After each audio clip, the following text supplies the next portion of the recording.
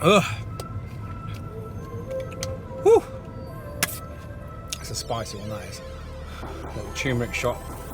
Let's get me in the mood to make you this amazing video. So watch this if you're tired of being broke, because there's a lot of people who message me saying, Gary, what do I do? I'm tired of being broke. I don't know how to get myself out of the situation. So I thought I'd make you a video to give you my advice on what I would do if I was in your position, okay? So throughout my life, I've had many 9-to-5 jobs. I've worked as a pot washer. I've worked on an ice field changing tires. I've ran and managed some of my dad's shops. I've been in a fish and chip shop, I've been a Chinese delivery driver, and I've been on loads and loads of different jobs with loads of different experience, okay? But one of the things that connects all of them is that by being in this 9-to-5, your income is capped, okay? You can never go past a certain ceiling price on your salary, because eventually you'll get too expensive for the business and they'll find somebody that fits into their business pricing model. So I realized that my income was capped, and if I wanted to become truly rich and free, I needed to do something of my own, okay? Another thing is I hated only being able to take a limited amount of holidays per year. One of the big things for me in my life is I like to go on holiday a lot. I don't think you should be restricted to 30 days a year holiday if you're a business owner. So that's one of the main things that for me was a driving force for me starting my own business.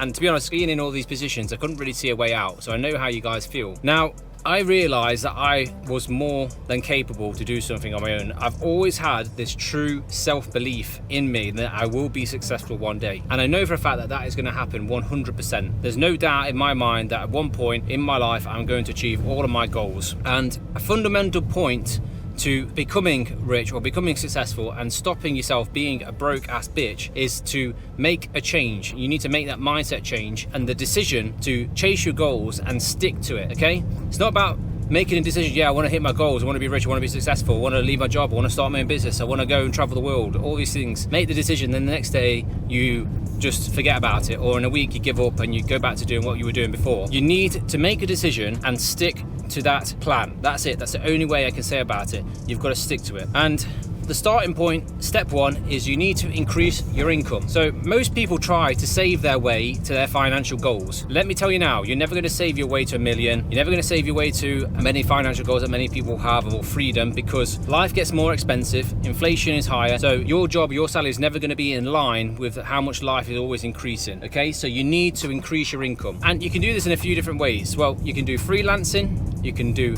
good, smart investing, but the best one for me is learning a high-paying skill, okay? Because majority of the things I've mentioned there, freelancing is kind of like on and off. Investing, you need to have a decent amount of money to invest to be able to get a good return, to be able to live off the income. But the main one is getting a high-paying skill. Like me, for example, I learned how to convert camper vans. I realized that converting camper vans was a high-paying skill because number one, there's not many people can do it, so there's scarcity. Number two, there's a demand for it because there's a leisure industry in the UK is very big and people want camper vans. And number three, I could leverage that skill to make me a nice income. So that's a perfect example by what I mean of learning a high-paying skill, okay? I'm not telling you to go learn how to be a cashier at McDonald's because that's not a high-paying skill and there's a million people who can do it. So decide what you want to go into and make sure there's scarcity and it's high-paying, okay? Skills I would advise, okay, you go to sales. And sales is everything, okay? No matter what industry, what business, you need to learn how to sell. So sales is my number one. Then you can go into digital marketing as well, things like Google ads, Facebook ads, lead generation. These are good ones because you can charge retainers, you can build a good client portfolio up, and you can also do profit shares on them. For example, if you went to a business, say, look, if I improve your Google ads, I'll take 10% of the profit generated from after what I've done. That's a good way because if you help a big business scale like that, then you can earn a lot of money. You can also become a tradesman. A lot of you guys who might be watching me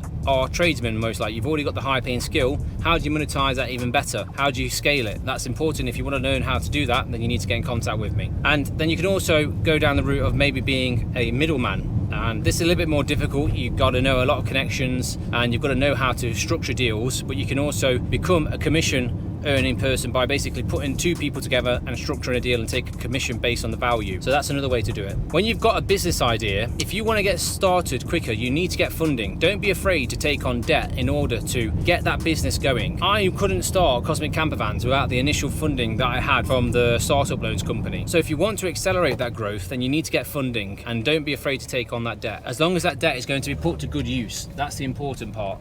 Let's not run this man over across the road. By the way, guys, I'm just driving down in London at the moment, so we're on the way to one of the meetups. Oh, I fucked up and gone down the wrong road. Fuck's sake, never mind. Anyway, so yeah, going back to that, you need to take on debt when it is the right situation. Now, when you're thinking about your business idea, you need to think about what problem you're going to solve, because business and value comes from problem solving. There's no point building a business if you're not solving anybody's problem, because you're not going to have a customer at the end of it. So you need to make sure that you're resolving somebody's problem. For example, real life example, in my business, I realized that there was a shortage of companies in the UK that would just fit roofs. Okay, so I became a specialist in roof fittings in camper vans, because other companies, they decided, oh, we don't want to take just roof fittings on, we want to do full conversions only. I don't know why, because I made a lot of money from it, but I catered to that problem that people were experiencing. Okay, step 2, you need to conserve your mental energy, and this is essential if you're going into business and you want to be an entrepreneur. Okay, you need to remove all negative habits that can detract from your mental state. So that means stop partying every weekend, stop taking drugs, stop drinking, stop any negative habits that could affect the performance of you personally. You also need to eat clean and go to the gym regularly and keep yourself in shape. And I learned this the hard way. After 5 years of grinding in my business, I wore my body down to a point where I was close to a mental breakdown, because my body was just not fit enough to deal with the stress that I was dealing with. So mental health and physical health has a big impact on your performance and what you'll get out of your work. And another thing is, you need to take regular but short breaks in your work day. A lot of people don't do this, and I try to do this often, because if you're going into work 8 hours with no breaks, you might do 8 hours of work, but is it 8 hours of actual good work? It's better to do 4 hours of concentrated, highly productive work than 8 hours of unproductive work. And in order to do this, you can set focus blocks in your day. So you can say, right, for 2 hours I'm going to work on this one project with no distractions. And that's another thing as well, guys. Remove yourself from distractions wherever possible. Turn your phone off if you've got some important work to do, but you've got to set a task in front of you and get it done. This is what entrepreneurs do. People who are successful, they say, I'm not going to do anything else until I've done this job. And you need to be good at doing that, and you've got to be able to have the self-discipline to put tasks in front of you without somebody telling you to do them. You've got to self-serve tasks to yourself, if that makes sense. Yeah, self-serve tasks, whatever. Anyway, you've got to do jobs without somebody telling you to do them. That's the main thing. That means waking up in the mornings with nobody shouting at you if you don't turn up on time. Okay? That's another thing about being an entrepreneur. Nobody's going to shout at you if you don't turn up, apart from your customers maybe. But yeah, so you're going to have to get used to that discipline. So step 3 is avoid lifestyle inflation. So lifestyle inflation occurs when your expenses rise as your income increases. So to break the cycle of being broke, it's important to avoid unnecessary expenses and lifestyle inflation. And that means by setting a budget, live below your means, save and invest wisely. And that way, as you get a little bit more money coming towards you, you won't piss it up the wall on nice new things that you might not need. You need to make sure you've got a lot of money behind you before you start going out buying Rolexes, nice cars, etc, etc. Someone commented on my video, oh, guy bought an M3 in the ball and stuff like that. Guys, I could buy this car 4 or 5 times over. It's not about, oh, I've just got this amount of money, I'm going to buy and spend it all on a car. No, anything I buy, I can afford to buy it 5 times more. That's the kind of principle that I go by. Step 4 is to invest in yourself, okay? If you want to accelerate the process of becoming successful and avoiding mistakes, then you need to invest in yourself via mentorships, courses, networking events, all these kind of things that can provide you information that's going to help you to avoid mistakes and also to increase your knowledge, because nobody's born with the knowledge to start a business or to become successful. It takes time. You need to remove yourself from negative friendships and relationships. So if you don't have friends who are on the same wavelength or the same path as you, try and find new friends. I found that through the New Elite, and I found a lot of success from that, and a lot of personal development came from that as well. And if you can, go to network events and try to converse with the people, try to learn from successful people if you can, buy them a coffee, just ask them for 10-15 minutes at a time, ask them a valuable question that might be helpful for your particular situation, and show them that you want to take action and learn from them, because that's very important. If you just go away and they see that you're not really bothered, then they're not going to want to help you. But a real entrepreneur will recognize somebody who's actually wanted to take action and give them support. I would. And again, if you can, invest in new skills that can bring in extra income. For example, if you ever played World of Warcraft or RuneScape or online games, you have professions in these games. Yeah, you have to skill them up, you have to level them up, which will give you new recipes or new materials or new plans so you can produce new products in the game. That's the same thing in life. If you want to make money for a skill, then you need to invest in learning the skill and learning new stages of the skill. For example, if you're a plumber, there's many different stages to being a plumber. If you can be specialist in a certain area of your trade, that's a great way to make more money, because you can charge more per hour. Anyway, that was a quick video about what you need to do if you want to stop being broke. Just got into London now.